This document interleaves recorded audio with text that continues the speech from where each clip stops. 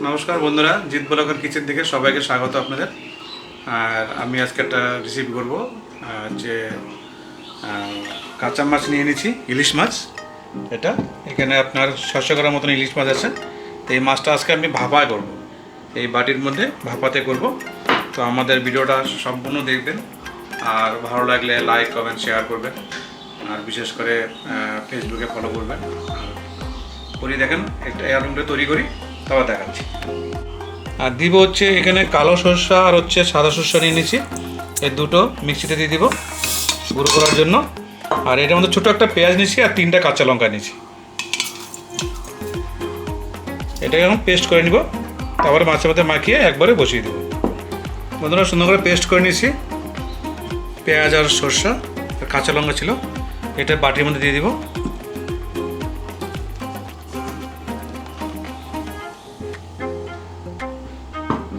আর এর মধ্যে দিব হচ্ছে হলুদ, পরিমাণ মতন হলুদ, আর হচ্ছে স্বাদ মতন নুন।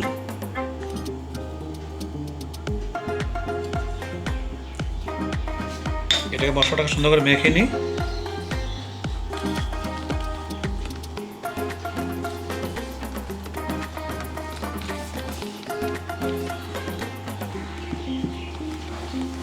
এখন এই একটা একটা করে মাছ এর মধ্যে দিয়ে মেখে তারপরে বাটির মধ্যে একবারে বসিয়ে দিই।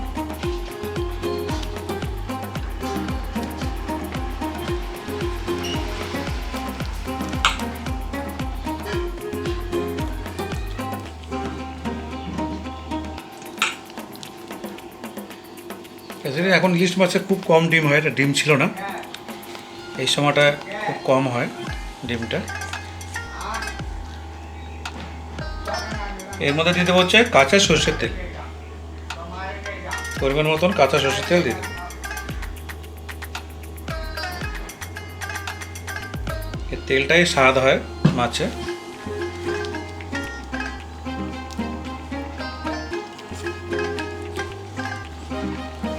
এখন বাটির মধ্যে অল্প একটু তেল দিয়ে তারপরে এটার মধ্যে বসিয়ে দেবো।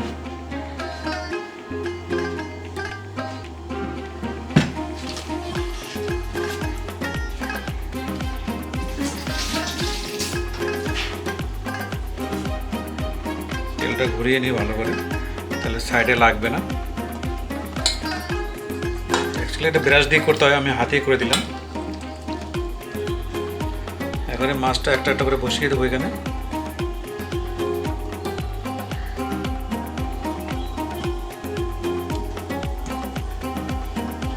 আমার রেসিপিতে ইলিশ মাছ ভাপা নেই, এটা আমি ফার্স্ট টাইম করতেছি।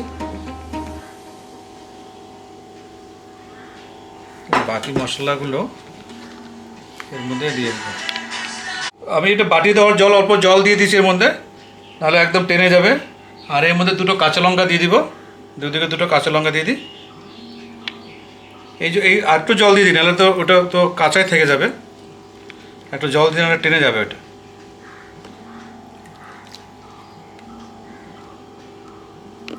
বন্ধুরা, উপর থেকে আবার কাঁচা সরষের তেল দিয়ে দিব। এই যে তেলটাতে স্বাদ হয় ইলিশ মাছে। এবার আমি ঢেকে দিলাম এটা।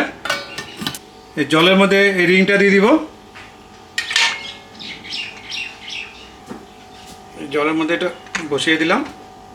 উপরে একটা ওয়েট দিতে হবে, এইটা দিয়ে দিলাম ওয়েট আমি।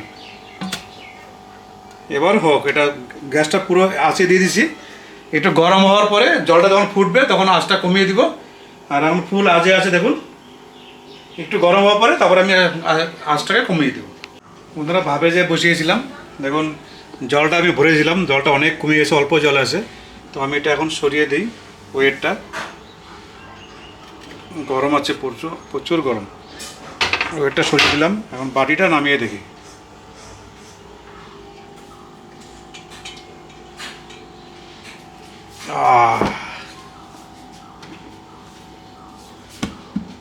গরম, তাও থেকে হাত দিয়ে খোলা যায় নাকি।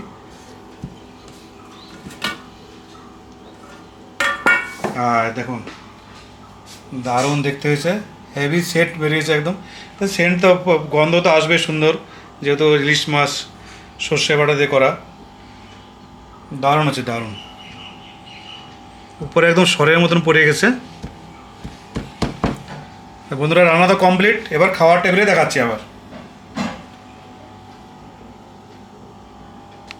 বন্ধুরা শিলিগুড়িতে প্রচুর গরম, প্রচুর রোদ, ঠাডা ভরা রোদ, একদম ঘর থেকে বেরোনো যাচ্ছে না। তাও রেসিপি করলাম একটা খুব কষ্ট করে, কিন্তু ভিডিওটা সম্পূর্ণ দেখবেন। আর আমি করছি হচ্ছে ইলিশ মাছ ভাপে, যেটা দেখালাম ইলিশ মাছটা। আর ঘরে করছে এটা হচ্ছে করলা, পটল, কচুর শাক, আছে ভেন্ডি। তো এইগুলো দিয়ে খেয়ে তারপর ইলিশ মাছটা খাবো আমি। তো এইগুলো দিয়ে নিরামিষটা খেয়ে দেখি আগে। আসলে নিরামিষ ভালোই করে। এটা সব ঘরে রান্না হচ্ছে, ঘরে মানে আমাদের দুইটা কিচেন, ওটা নিরামিষ হয় একটা কিচেনে, আর একটা কিচেনে আমিষ হয়। তো এটা ঘরে খাওয়াটা খাই আগে, নিরামিষটা দ্বিতীয়টা খেয়ে দেখি আগে।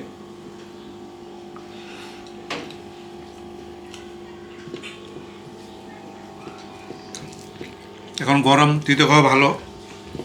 আমরা নিরামিষ দিয়ে সব খেয়ে খাওয়া হয়ে গেলো আমার। এখন যে মাছটা করছি, সেই মাছটা ভাপের মাছ, ভাপা করা হয়েছিল।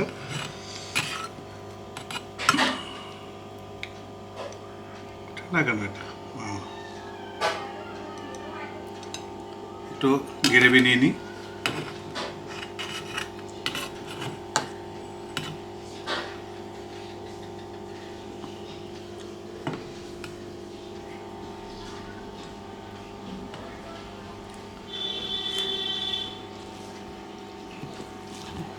গ্রেভিটা মানে ভালোই হবে, সুন্দর গন্ধটা খুব সুন্দর আসছে।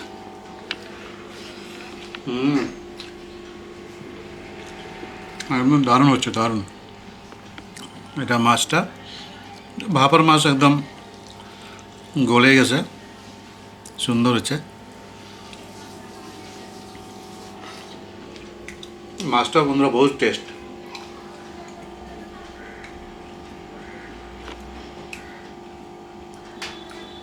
তো এরকম বানিয়ে খাবেন। আর ভিডিওটা বেশি বড় করবো না, আমাদের ভিডিওটা সম্পূর্ণ দেখবেন, লাইক করবেন, শেয়ার করবেন, কমেন্ট করবেন, ফেসবুক করবেন। আর নেক্সট দেখা হচ্ছে আবার কোনো রেসিপিতে। আর বলছি বন্ধুরা, প্রতিটা ভিডিওতে আমি বলি প্রচুর গরম পড়ছে, প্রচুর জল খাবেন সবাই। আর সবাই ভালো থাকবেন। Bye bye.